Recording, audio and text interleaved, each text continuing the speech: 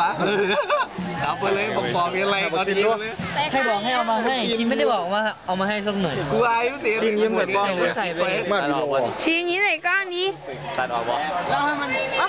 ก็เห็นดูกล้องแล้วสีอิจฉาฮัลโหลฮัลโหลฮัลโหล ถ่ายยัง วิดีโอ ไม่ ลง YouTube ลง YouTube นี่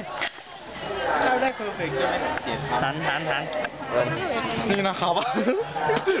นี่หน้าผากดาด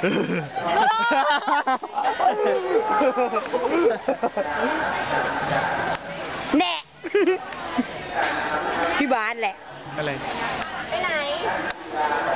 อะไร โอ้ยดูโอ้ย คนสายตาปกติ ดูโอ้ย อย่าถ่าย พวกพี่ไล่กูไม่ได้อยากพิงหรอกที่จริงน่ะ